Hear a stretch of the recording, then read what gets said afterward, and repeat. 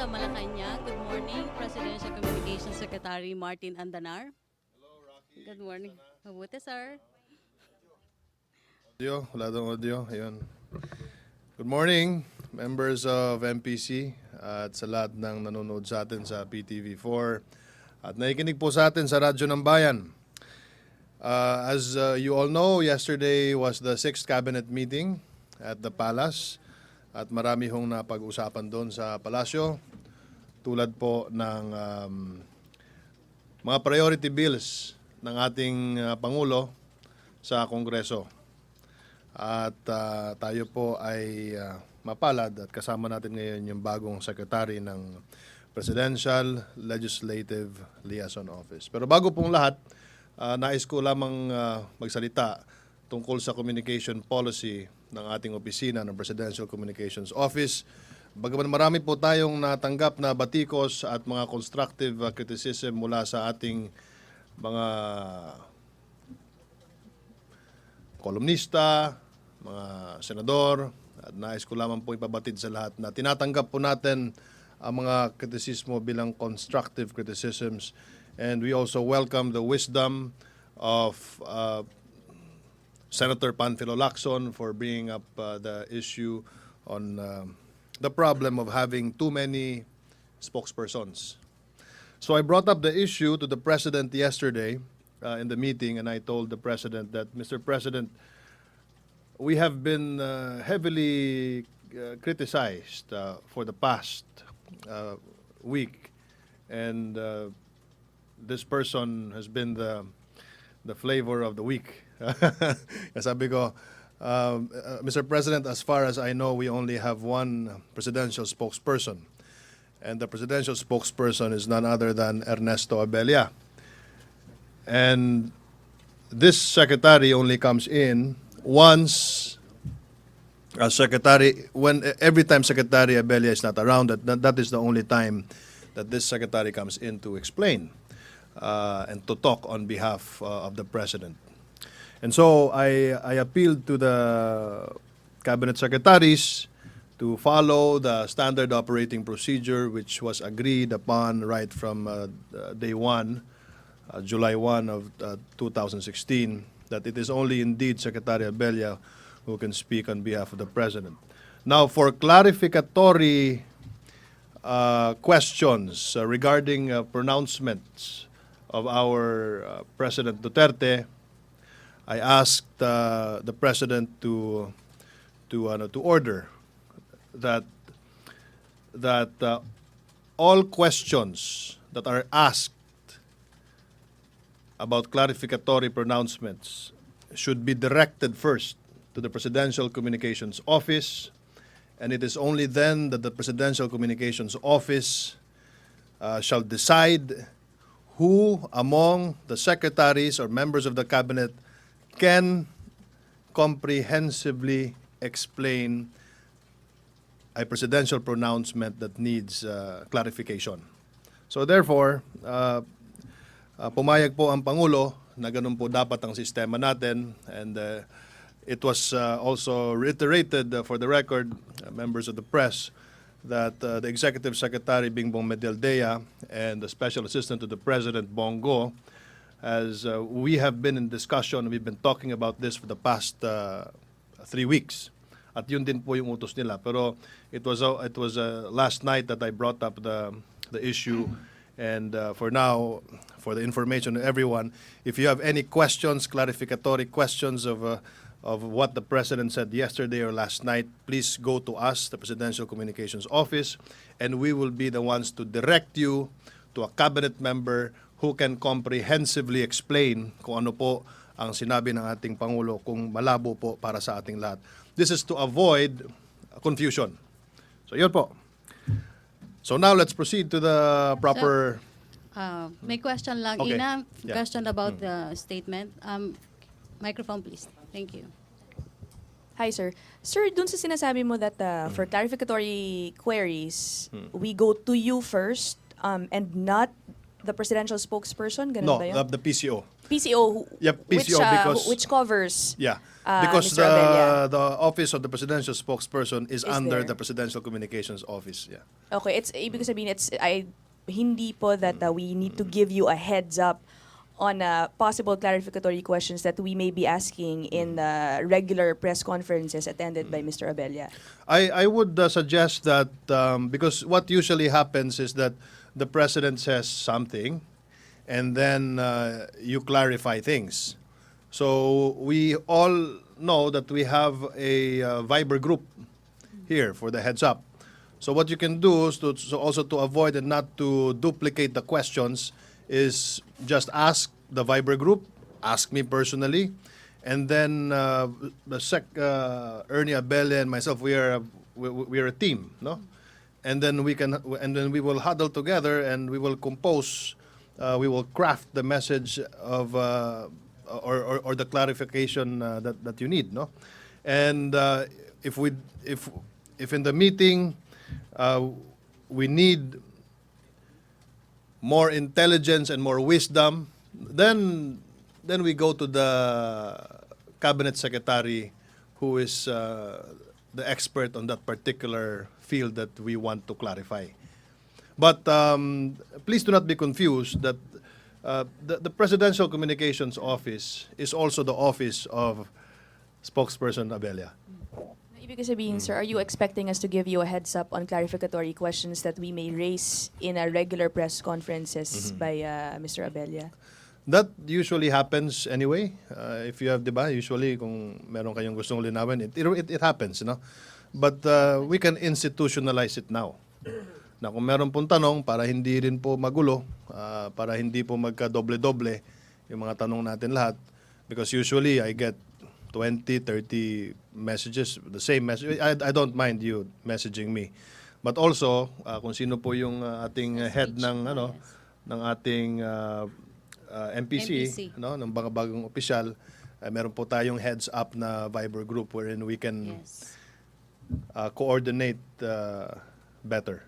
Yes. I think, sir, pati pag yung sa speech ni Presidente, minsan kailangan namin ng maklarify yung some statements of the President during his speech, isang event. So para mas mabilis po yung ating correspondence. Most of the time, sir, ganun yung hinihingi ng MPC. Sige po. Okay. Benji Liwanag and Dexter Ganibe. Good morning, Secretary. Number one, we're only talking about clarificatory. Yes, sir. Kasi may mga programs din kami, meron din kami that we can talk also with the secretaries directly. Pero hindi namin pag-uusapan definitely, or minsan papasok din naman kung kailangan. Sabi nyo nga, pero kailangan pa ba namin, do we need to talk to you first before getting a secretary for an interview like in a radio station or something? Well, it's a good question, Benji. No? Ayoko naman na ordering kayo na ganun gawin because we are a democracy, we have freedom of speech. No? Yung sa akin lang po is when I talk to the cabinet officials, ang sabi ko lang na to direct the question to us first. No? So that we will not fall into a very confusing situation. No? Kung meron po kayong, kasi may mga programa po ilan dito sa radio program, may sarili-sarili kayong programa. Now, you call the secretary, pag sinabi niyang okay, di okay. Walang problema. Yung pakiusap ko lang po doon sa gabinete ay at inaprubahan naman ng presidente na kung meron mga clarificatory questions yung media, halimbawa may sinabi ang Pangulo the day before at meron tanong ang media na ano po ba talaga ibig sabihin nun, ay i-refer po kami, i-refer po sa PCO para yung PCO na ho ang magdedesisyon kung paano. Para hindi ho na iba yung sinabi ni Secretary X, iba yung sinabi ni Secretary Y. So lahat ay within the ambit of the Presidential Communications Office because we are also trying to do a very good job here. No? We're trying to manage the situation. So if I don't put my foot down, then it's a damn if you do, damn if you don't thing. So yun lang po. Thank you very much, Secretary. Para nabibigyan lahat pati yung MPC members, sir. Oh yeah, of course, alam naman natin na the Malacanang press corps is the priority, you being here in Malacanang. Dexter Ganibe? Microphone, Ina, please, the microphone. Secretary, good morning. Morning, Dex. Hindi po ba mayroon na tayong team o kung meron nga ba tayong team sa PCO na siyang nagmo-monitor na sa bawat live speech ng Pangulo para bago pa man magdatingan yung mga tanong ay meron na kayong idea kung ano yung binanggit ng Pangulo o kung wala mang dumarating na tanong ay mabigyan kaagad ito ng paglilinaw mula sa communications group kung anong ibig niyang sabihin doon sa kanyang kababanggit pa lang. Kasi kung hihintayin natin yung proseso na may magtatanong pa, napag-usapan na siya ng marami sa iba't ibang media at nagbigay na ng iba't ibang interpretasyon bago pa makapagbigay ng paliwanag ang palasyo. It's a good question. You have a point there, Dex, no? Topic. Ngayon, we do have a team. And we do clarify amongst ourselves kung ano talagang ibig sabihin ng sinabi ng Presidente. But then again, we do not want to speculate if the media got it or did not get it. You have your own ways of writing your stories, and you are all objective and you want an accurate report, no? So alam ko naman na kahit na alam niyo na kung anong ibig sabihin, minsan kung alam niyo nang klarong-klaro na, but you still vet on that information kung tama ba yung pagkakaintindi ninyo. So, hahayaan ko po kayo na because it is your right, we have press freedom, hindi ko pangihimasukan ang inyong pag-iisip. But I am just telling you that kung meron po kayong mga tanong, if you want to clarify some issues or some statements, that the go-to department is the PCO. Wala nang iba. Secretary, may question pa about kasi may Yeah, sure. other topics or Sure. Benji liwanag? Napakay oras, sir, no? It's okay, you can, 5 minutes lang. Sir, klaruhin ko lang. Right now, merong Senate hearing. Okay. May tumitistigo ngayon, Lambada Boys member, nakasama daw sa death squad na inutusan daw ni Pangulong Duterte na pumatay ng mga kriminal at magmassacre ng mga Muslim. Ang bigat kasi nung paratang versus Pangulong Duterte. Nung may pinasabog daw ng cathedral sa Davao, iniutos daw po ni Mayor Duterte at that time. Ano pong reaction ninyo rito, Secretary? Yan ba ay sinabi na? Yan Ngayon ba po, ay kasalukuyang ongoing po yung yung investigation ni yes. Senator De Lima? Yes. Yun ba? Yes, Secretary. Antayin ho natin muna yung kabuuan, yung buod ng sasabihin ng testigo po ng senadora bago po tayo magre-react. At pagdating po dyan, I will also consult the DOJ Secretary Aguirre. Diyan po. Hindi po tayo sasagot ng basta-basta. Sasagot po tayo ng isang komprehensibong sagot para tapusin natin yung hearing para at least isang sagot lang. Maraming salamat Thank po you. muli. Laila and then Ace. Good morning. Sir, speaking of contradictory statements, Secretary Lorenzana said there was little basis for the President's pronouncement that U.S. soldiers in Mindanao are under threat. So, how is the palace taking this? And will the President reassess his position that U.S. soldiers have to go since his own Defense Secretary is saying there's no threat to them? Hindi ko nabasa yung statement ni Secretary Del, pero naulanigan ko na in one of our conversations that the Secretary of National Defense is referring to the camp. If you stay within the camp, then you are safe. Diba? Nasa loob ka ng kampo eh. But if you go outside the camp, then we cannot assure your safety. Kasi nasa labas ka ng kampo eh. I think that's the meaning of that statement. But he also said, sir, there are also combatants, not just ordinary citizens. So Who's the combatant? the U.S. soldiers. Oh yes, kahit But naman anything- kung hindi naman bulletproof ang isang tao eh. Kahit combatant ka pag tinamahan ka ng bala, hindi naman bulletproof ang ulo natin eh. Siyempre, kung matatamaan ka ng bala magiging responsibilidad pa yan ng ating gobyerno kasi siyempre nasa Philippine territory. Ang ibig sabihin lang po ng ating Pangulo dahil nga naalala ho ng ating mga kapatid na Muslim, yung mga nangyari during the turn of the century. Siyempre, kukulo po yung dugo ng iilan sa mga kapatid natin. At yung mga terorista, hindi naman ho natin alam kung sino-sino sila. Wala naman silang mga muka. So, ang sinasabi lang po ng Pangulo ay yung kaakibat na panganib at sa kanilang seguridad. They should consider that. Sir, last na lang. You do not see this as a contradiction or a repudiation of what the President said Oh, no, by not the really. Defense Secretary? No, hindi naman contradiction yan. Kasi ang pagkarinig ko doon sa usapan namin, no, narinig ko na it's really, if you're inside the camp, then you are safe. Parang tayong lahat, pumunta tayo ng Hulo. Meron ba lumalabas sa kampo dito? Pumuntang Hulo. Walang lumalabas eh. Because, pag lumabas ka, siguradong malaki ang tsansa na pwede kang kidnapin ng Abu Sayyaf.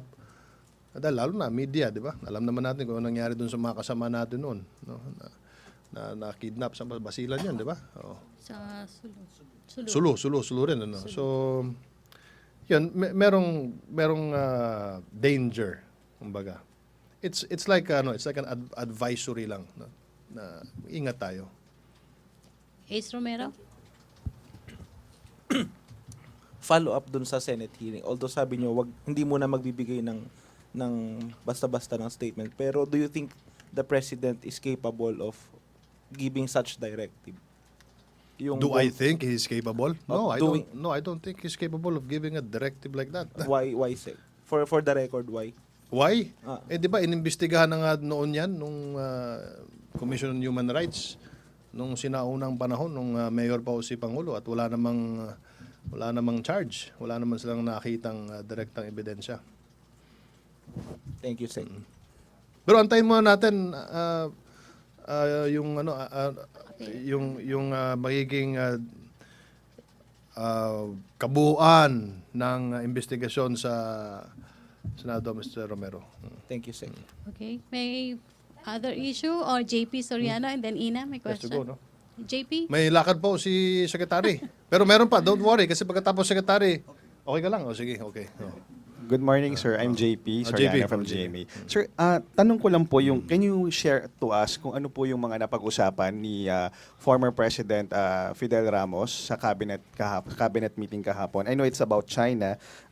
He acted as the special envoy and may mga kasama po atang ibang experts doon. Can you just briefly share to us what was discussed and are we leaning towards a real bilateral talk na with the Chinese government? Sorry, JP, wala ako dun sa usapan yung sa mga envoy. Wala ako dun sa usapan nung nagkaroon po ng meeting. Kasi during the cabinet, iba po yung napag-usapan namin sa gabinete. And after the cabinet, meron pang isang meeting ang Pangulo na hindi po kasama ng inyong lingkod. So hindi po ako makakomento dun. Opo. Sorry. Yeah. How about the cabinet meeting po? Hindi. Mamaya magbibigay si spokesperson Abelia ng rundown nung ano nangyari doon sa cabinet meeting kapon.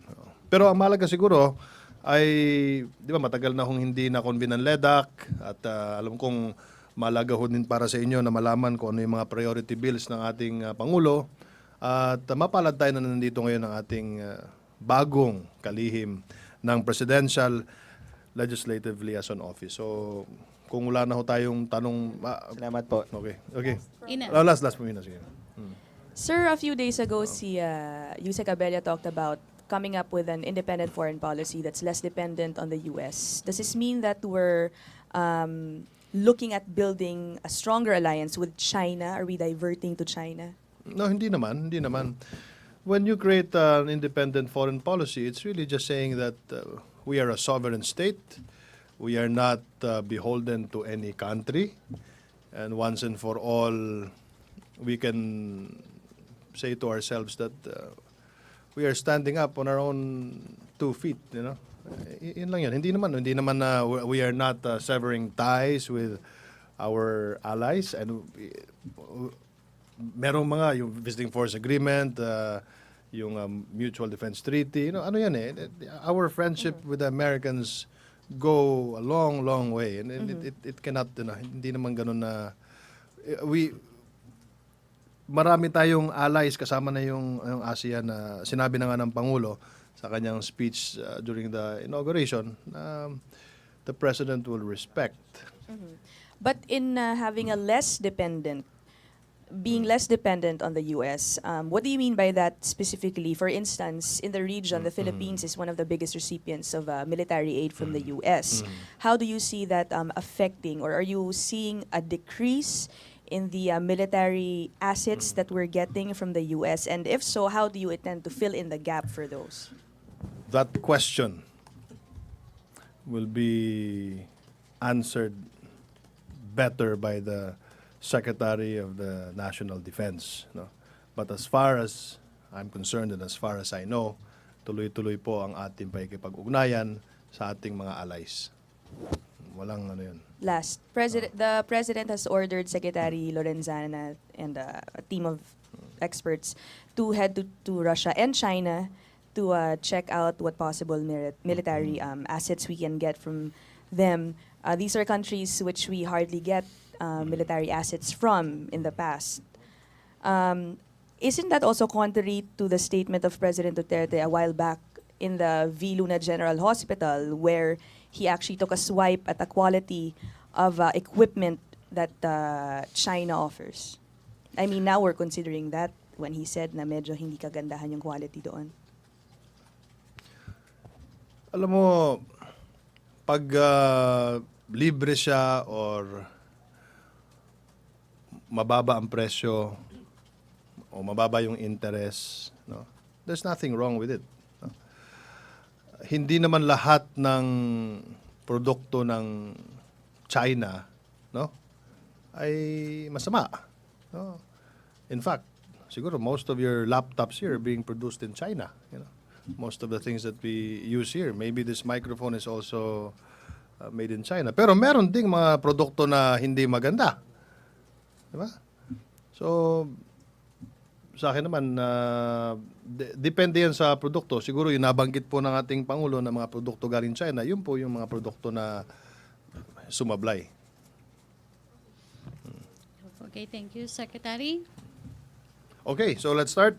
We are fortunate to be joined by the new head of the Presidential Legislative Liaison Office, or PLLO, Secretary Adelino Baguio Sitoy. Secretary Sitoy is no longer is not a stranger to government work, and prior to his present appointment, this former dean and cum laude graduated from the College of Law, is a graduate of the College of Law of the University of Cebu. He served as assistant fiscal of the city of Cebu at the age of 27, the youngest at that time, acting fiscal of Toledo City, and the youngest at that time also, commissioner of the Cebu Ports Authority, and director of the Metropolitan Cebu Water District.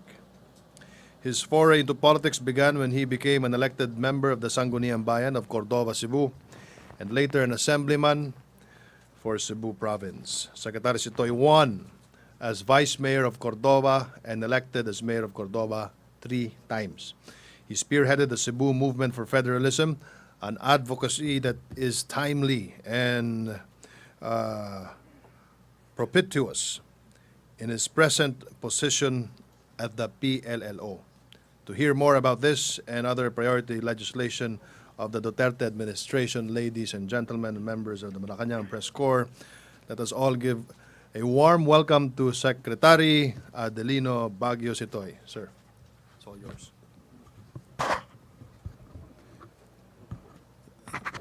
Thank you, Secretary. Good morning, brothers and sisters in the media. Actually, you are no longer my brothers and sisters, you are my grandchildren. I would like to be asked in English because I have neglected our national language. I am the main advocate of the Cebuano-Visayan language. I'm the president of the Visayan Academy of Arts and Letters, and I have co-authored a dictionary, 66,000 English words translated into Cebuano-Visayan. And I'm running a column in Bisdak, Sunstar, weekly column about history in Cebuano again. Although I have written in English the history of our town, and I have co-authored the history of the city of Cebu.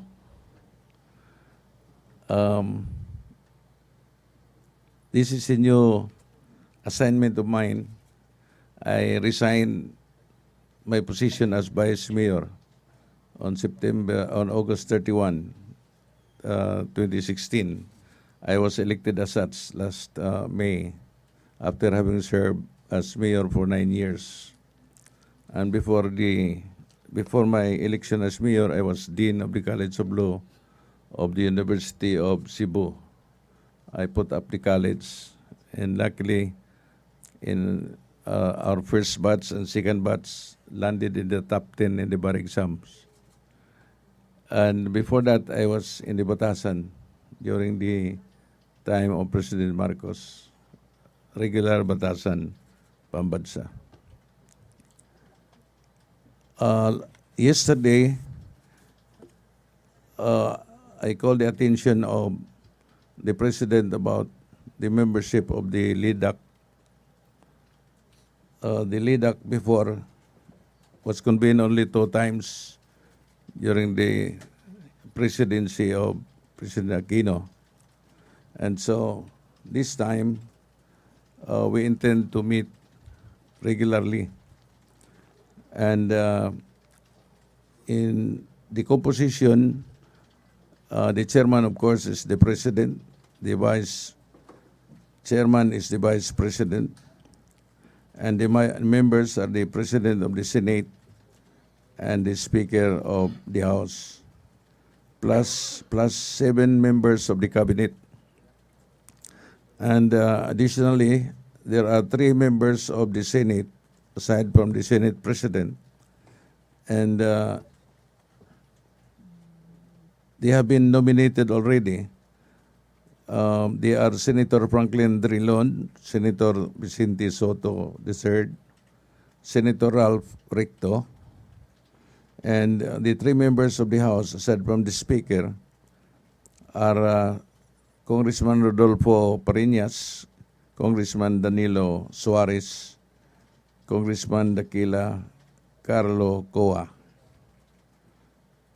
And the representative of the local government units was already mentioned yesterday, although the name has not been given to us yet.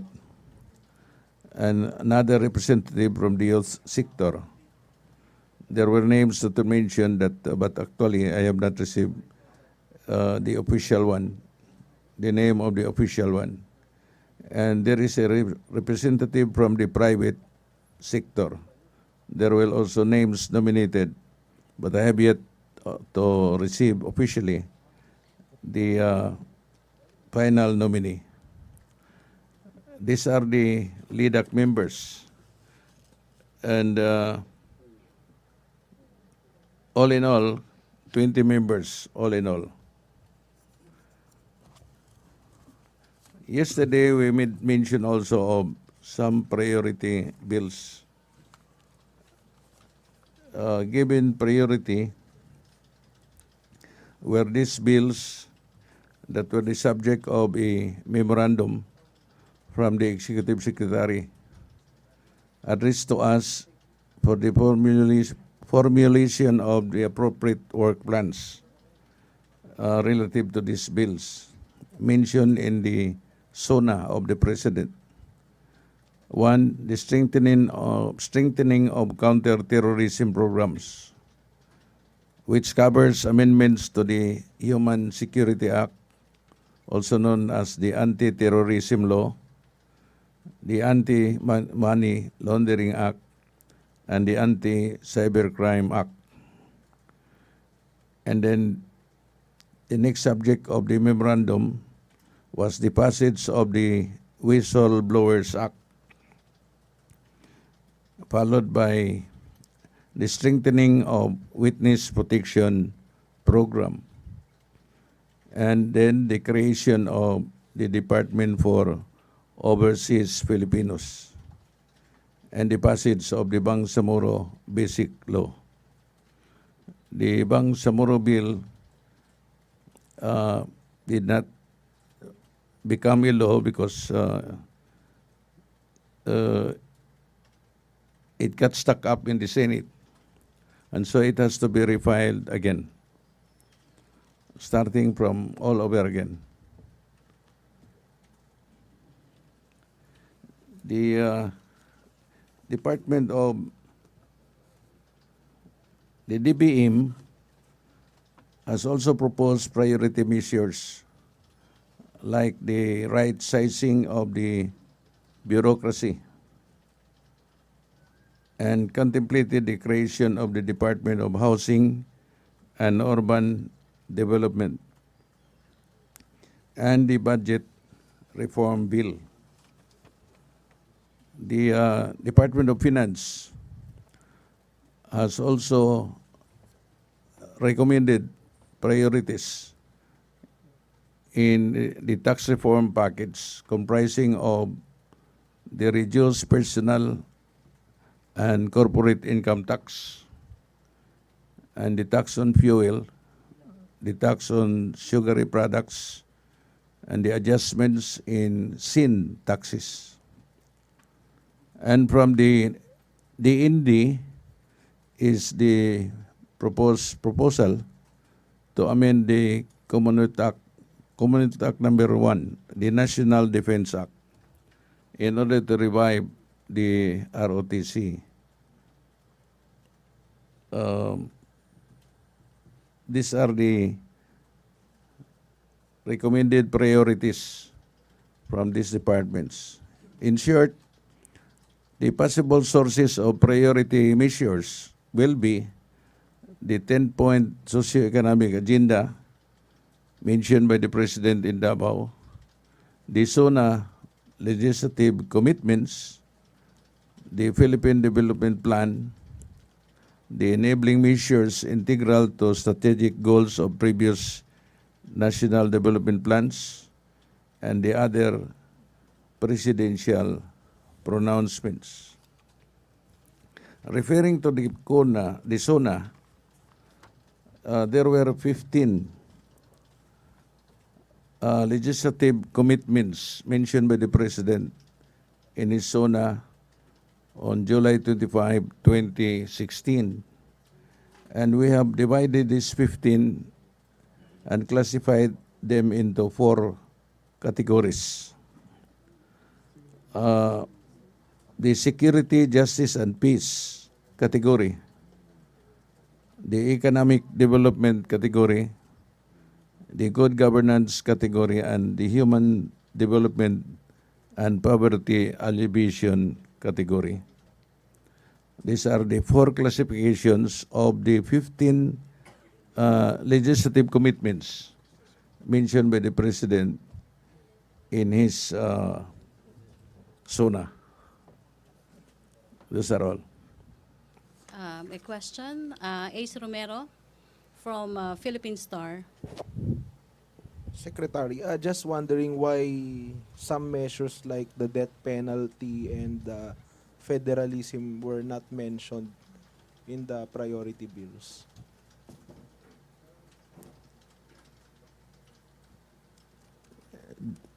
First, with respect to federalism, that is included in the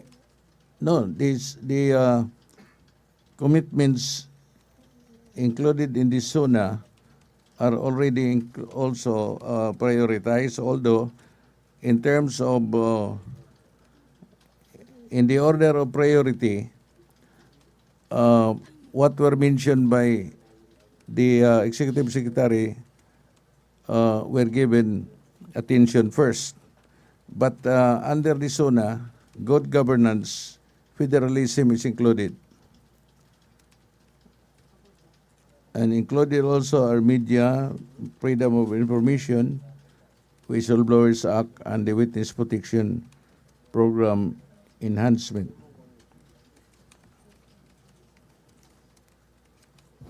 The death penalty, Secretary.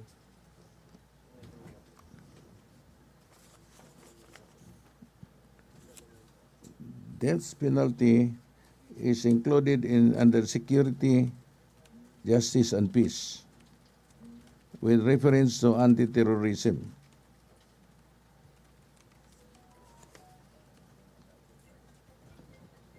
Any more questions? Thank you, Secretary. Pia Rappler.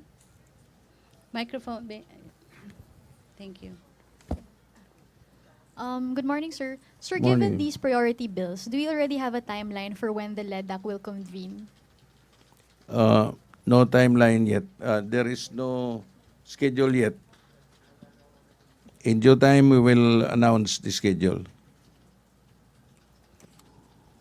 Okay. So, sir, just to clarify, death penalty and acts on federalism are part of our priority bills. You're just not mentioned kumbaga, comprehensively under Not those. mentioned by the executive secretary, but we are going into that because we have considered the legislative commitments of the president in Isona as among the sources of priority bills.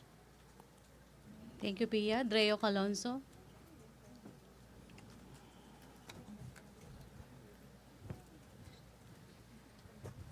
Hi, sir. Andrea Calonzo po from Bloomberg. Sir, you mentioned something about adjustments in the syntaxes. What kind of adjustment is this po?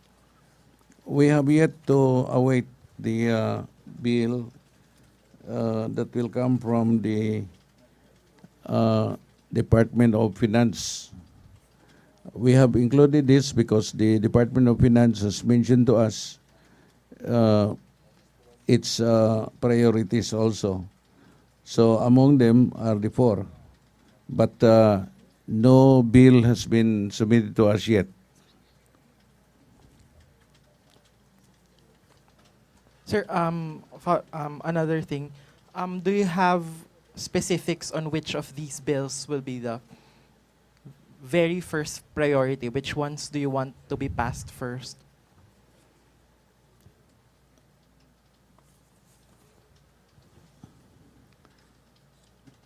We have yet to coordinate with the cabinet in a cluster manner of meeting in order to sound out from the entire cabinet which should be given preference so that we can make the necessary follow-up.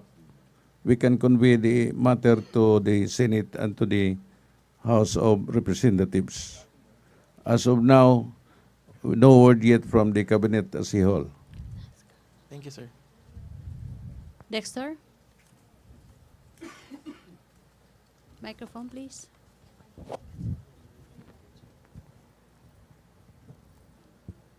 Secretary, good morning. Morning. Dito sa binabanggit na priority bills, nabanggit nyo na may dalawang department na lilikhain. Dalawang. Departments na bubuuin. The Department for Housing and Urban Development and the Department for Overseas Filipinos. Yes, is that under the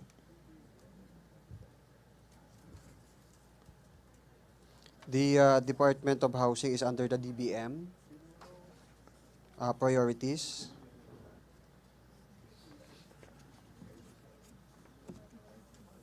that is recommended by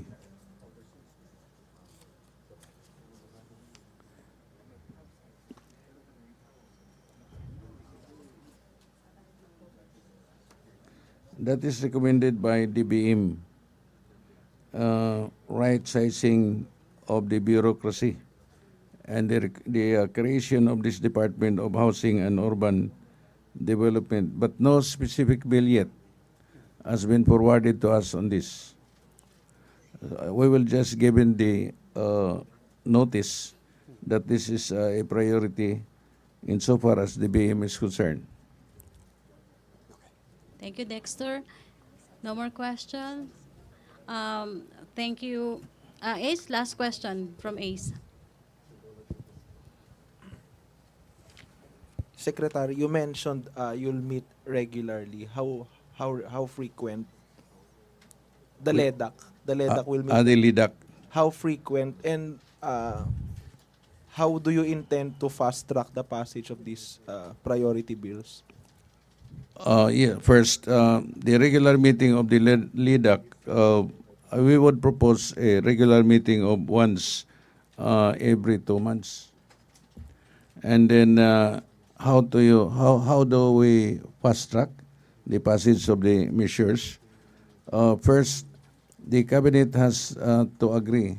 The cabinet members have to agree among themselves in coordination with PLLO on which bills to push through among the priorities.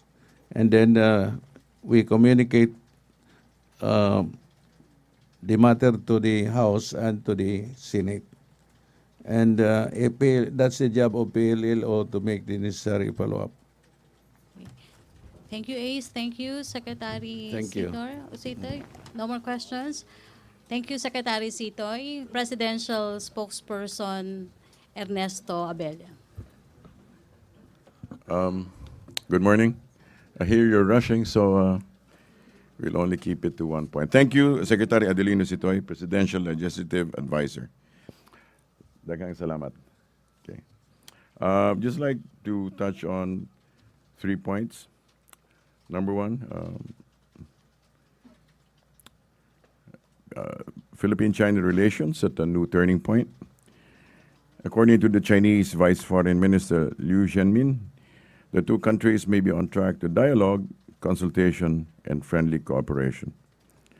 The President, in this connection, the President has also tasked the defense and military establishment to study the options to source military equipment from either China and or Russia, but they're not closing the options to these two alone. Second, regarding the UN statements on the President's understanding of human rights, Ambassador Cecilia Rebong, permanent Philippine representative to the UN in Geneva,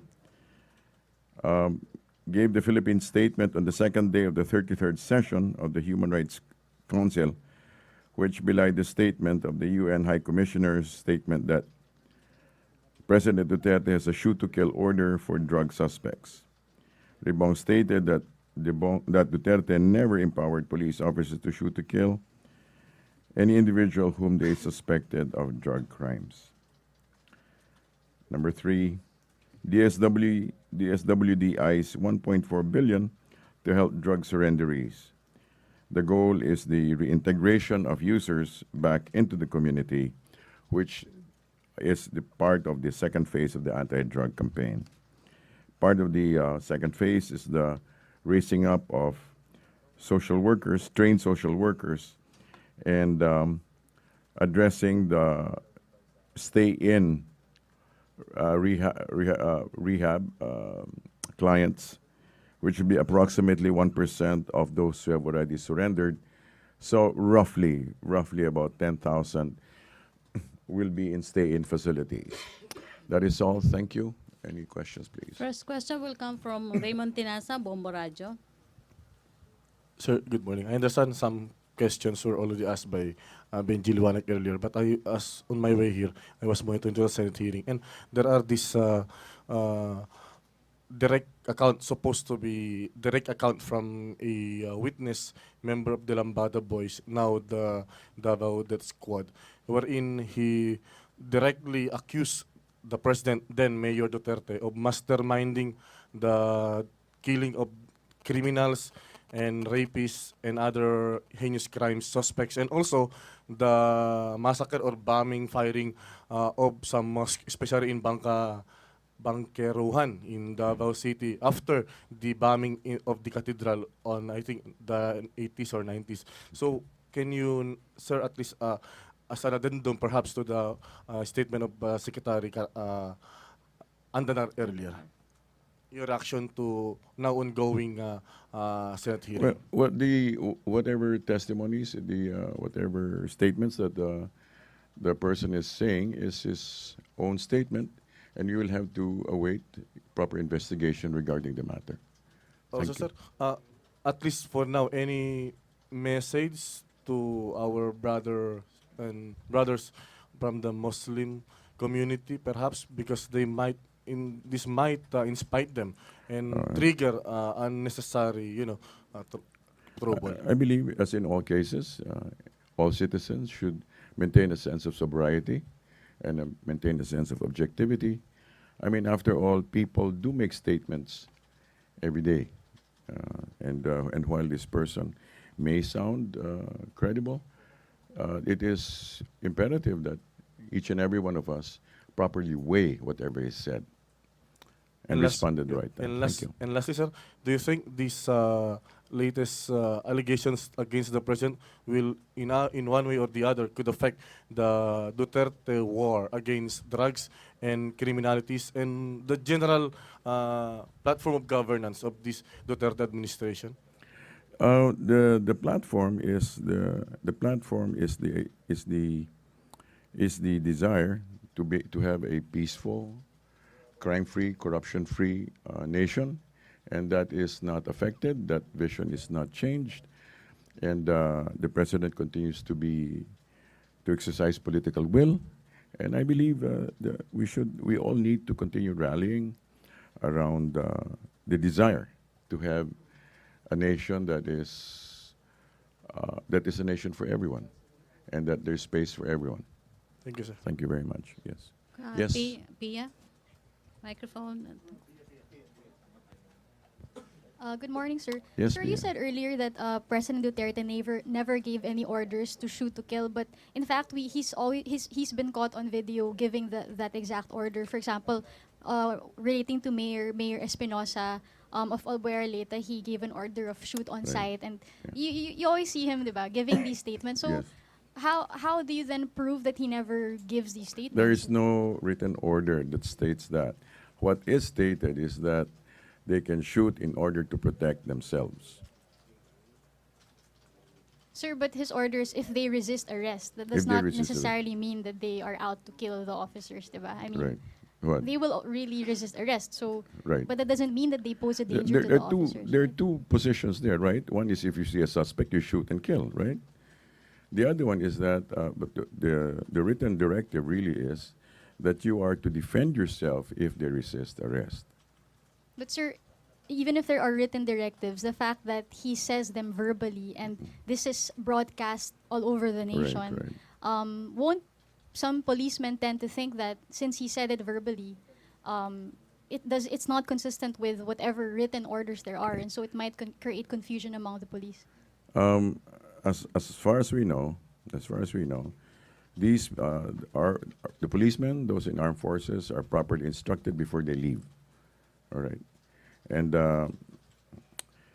if you listen to him, to his statements, part of his, like we said earlier, that his messages are layered, and part of these is addressed to criminals. He said he justified his tendency to threaten criminals.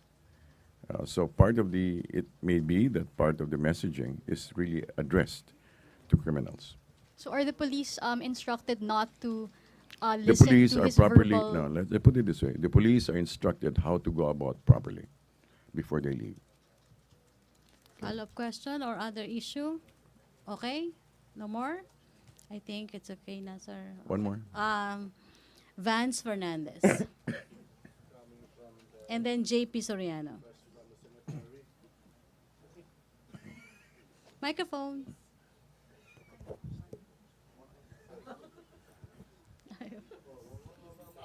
Good morning, sir. Do you have the estimated cost of the foreign trips of the president? Do I have the what? Estimated cost, Oh. COST, foreign Of the- trips of the president. No. For Until now, sir, you can ask DBM if you want. DBM, but you are the presidential spokesperson, sir. Anyway, sir, You want me to keep an accounting book with me? no, That's sir. really being just smart, Alec. Sir, until now, sir, yung mga papers ng mga presidential appointees hindi pa ho nalalagdaan. And then, yung mga salary po nila napupunta po dun sa mga datihan. Wala po bang magagawa pa until now? I'm sure they're ating- doing their part in the administrative section. But as far as I know, that their new appointees were sworn in the other day, right? And I'm sure they're now on the way to receiving the benefits of their efforts. Okay, thank you, sir. Thank you, Vance. JP Soriano. GMA 7. Good morning, Secretary. Yes. Sir, yes. sir, just to clarify the friendly dialogue between China and the Philippines, that would mean that there will be an official bilateral meetings between the two countries, and were there any conditions set? Did China set any conditions? What are the parameters? We'll bring up, of course, the arbitral tribunal decision. Can you just share also, sir, some of the things that were discussed during FBR when he was part of the meeting yesterday during the cabinet? Can you just also share some of the things that was discussed there? I'm not sure if when I was there, FBR was not present. However, the conversations between the two countries are initially basically friendly, just a, you could almost say, getting to know you. The whole purpose is to be able to establish warmer relationships. So I'm not aware that there are preconditions to the conversation. However, I think there is an openness now to do so, but I'm not aware of any preconditions to the conversation. Thank you. Thank you. Last One question. last question, please. Benji Good Liwanag. morning, Secretary. Yes. Sir, any reaction po dito kay Senator Lacson? Meron pong sinasabi siya, wasak na imahe ng bansa dahil sa pagkakalat ni Pangulong Duterte sa international community. All right. Any reaction, sir? Well, I think the good senator should check what actually is happening or has happened recently. For example, after the ASEAN, in fact, during the ASEAN, his relationships were pretty warm. He was warmly applauded by our neighbors, and that should matter to us. That should matter a lot. That actually we are solidifying our relationships. So, sa tingin niyo, sir, hindi nagkalat si Pangulong Duterte on Sa tingin ko, I think it's being some of the actions may be magnified out of proportion. Thank you very much, Secretary. Thank you very much. Thank you, Presidential Spokesperson Ernesto Abella. Thank you, Malacanang Press Corps. Back to our main studio sa Radyo ng Bayan and PTV Channel 4. Thank you.